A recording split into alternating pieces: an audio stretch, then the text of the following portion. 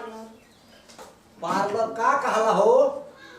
Parlour जैसे gents parlour होला ना दाढ़ी बनवावे वाला। हाँ। वही तरह लेडीज पार्लर होला बाल कटवाए वाला, थ्रेडिंग बनावे वाला। थ्रेडिंग का कहला? हाई बनावे वाला हाई आईब्रो। अच्छा छोटी छोटी। हाँ बरवानी। अच्छा ठीक बा चलो। कपारा में का बरवानी। अच्छा चलो छोड़। चल चप्पलों पहन। आज तो हजामत बढ़िया से बनाइए दे, हमहू चाहते रहे। आव कुछ कहानी है बाबूजी? नहीं हो, आव तोहार बनवा दे आज हजमतिया। चल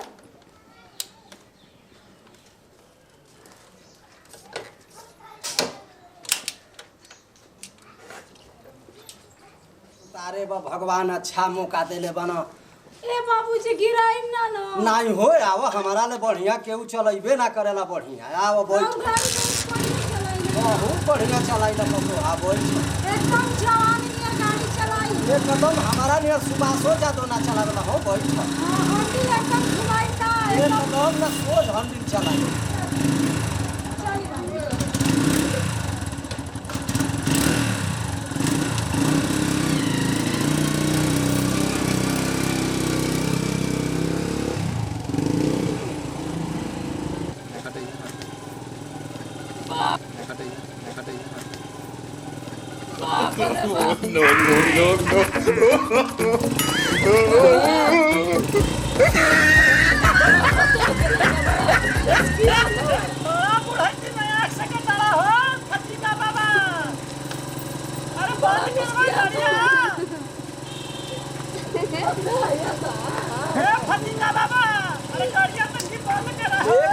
बाजारे ना रे। बड़ा पता के बाजारे लेके जाता हुआ भैया। बाजारे लेके जा तनी बनवावे। हाँ बनवावे। बड़ा तो के नहीं के ना तो बड़ा सुतार मार बैठा के मोटरसाइकिल पर ले जाए में मजा आता ना। सरऊ लइका आई तो गाड़ी चलावेला कि हम ही चलाइला। बहुत मजा बा पता संग मजा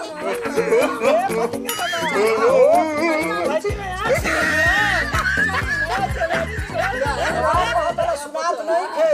पतोहिया के लेके लपची खिलाया जाता है। बरिखा बता। चलिए बरखा में खेला बाढ़ है तो के वही चलिए बाबूजी इतना बात के दूसरे के ध्यान ना जा तनी पतो का बनवावे।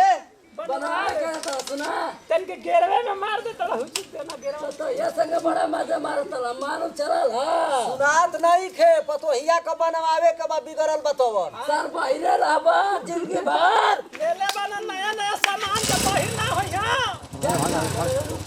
जात का बोले बताओ का कहता ये पतो तोहरा सुनाता कुछ हो? तो संगे रात भर चुरू लेट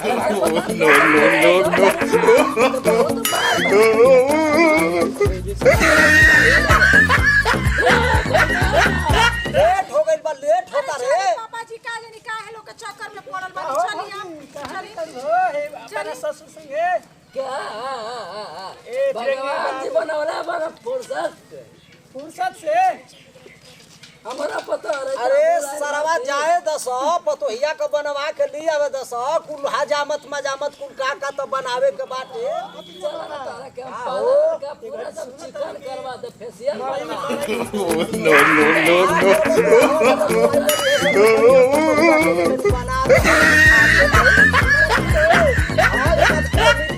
डेढ़ किलो। हाँ वही में जोगिंदर के घरवा थोड़ी भेजवा देनी हो। ठीक बा तब जोगिंदर के बनवावा चाहे कुछ खनवावा हम चलनी।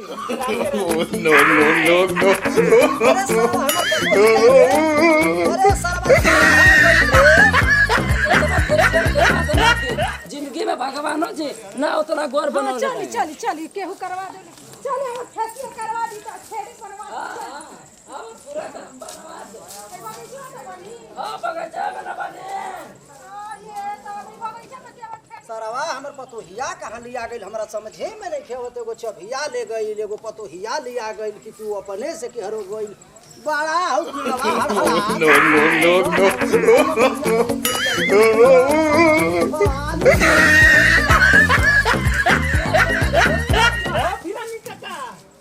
भाग जा बाबू अगर भाग मत कह तो के हमें के मौका देनी हम का कोई नहीं है तो लिया के भाग रही हवा कम से कम हमरो का मौका मिली तो सर भाई जो इधर जाओ भागम नहीं हमरो के तनी पूरा दाम हम भी जान भागे जा हमर पतो हिया कहाँ गइल हमरा समझे में नहीं खेवत एकरा में हिलता कोनो बोलता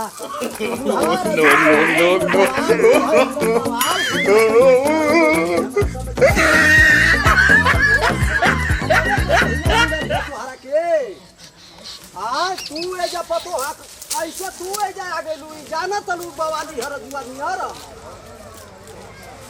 सारी हमारे पतो हिया अरे ना पतो हिया मिलत है सारा आए मारी बाबूजी हमारे पतो हिया मिलत है जबरदस्ती मुंह दाब जुआ नियर बवाली भइल बला तू अरे भैया मारा जरा गलती हो गई रे भैया अबे हमके जबरदस्ती मुंह दाब के ले अइलन है हम के लिए आइले हरे आज ना दे पैनी हमके जुआ रहिर भइल बला हो आए अरे भाई जुआ रहिर भइल बला तू